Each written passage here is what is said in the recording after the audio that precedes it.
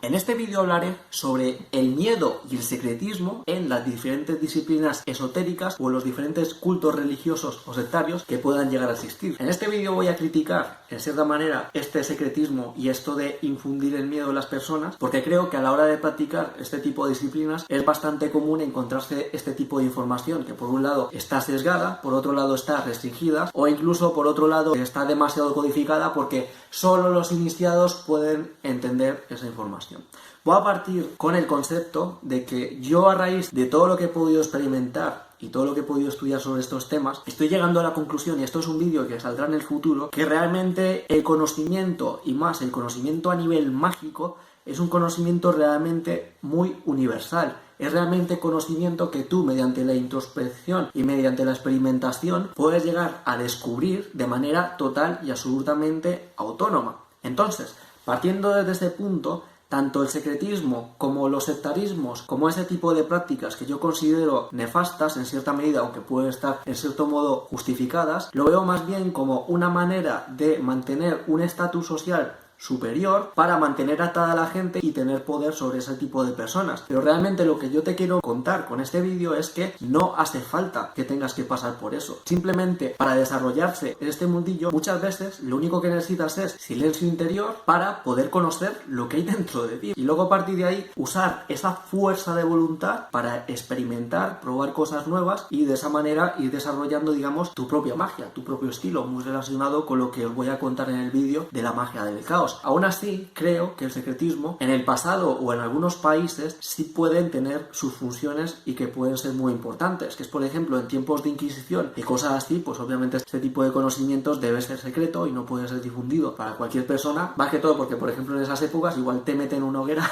y te acaban quemando, o a saber qué pasa en otro tipo de países si estás hablando este tipo de cosas. Entonces, siempre y cuando sean contextos saludables, que no se busquen esas cosas deshonestas que os estoy contando en cuanto que simplemente se busca un estatus social o ganar más poder con respecto a los demás, pues creo que el secretismo tiene su utilidad. Luego, por otro lado, hablando del lenguaje súper complejo utilizado en muchas disciplinas esotéricas, es decir, que realmente este tipo de textos, si bien pueden contener gran conocimiento, yo opino que realmente la maestría a la hora de enseñar no está realmente en decir cosas rimbombantes, súper difíciles para algunos elegidos, sino que la verdadera maestría a la hora de enseñar este tipo de cosas está centrada en la capacidad de síntesis y utilizar el lenguaje de manera adecuada para que el interlocutor, a la persona a la que le estás transmitiendo este tipo de cosas, lo pueda entender y no sea que se estén dando aires de conocimientos superiores con lenguaje complejo, inentendible y dar a pensar como que la gente, como no es elegida o como no es iniciada, pues que es tonta y que no puede entender ese tipo de cosas. No, lo que está haciendo es un mal maestro, un mal profesor o como lo quieras llamar. Os recomiendo que este tipo de contenidos con lenguaje tan decorado, que realmente analicéis qué es realmente lo que os está aportando, si merece la pena, porque muchos libros de estos temas están tan saturados de texto tan complejo que son realmente infumables, y más teniendo en cuenta que muchas veces lo que te están contando son cosas que no merecen tanto la pena como para tragarte libros enteros de verborrea. No sé si me entendéis. Luego, en cuanto al miedo, hay varias maneras de enfocar el miedo. Yo creo que todas las doctrinas o disciplinas que están centradas en dar miedo, sobre todo con amenazas de que si no haces lo que ellos dicen te van a pasar cosas malas, yo creo que todo ese tipo de doctrinas son doctrinas súper tóxicas. El miedo creo que debe ser más usado como aviso que como mandamiento. No sé si me entendéis.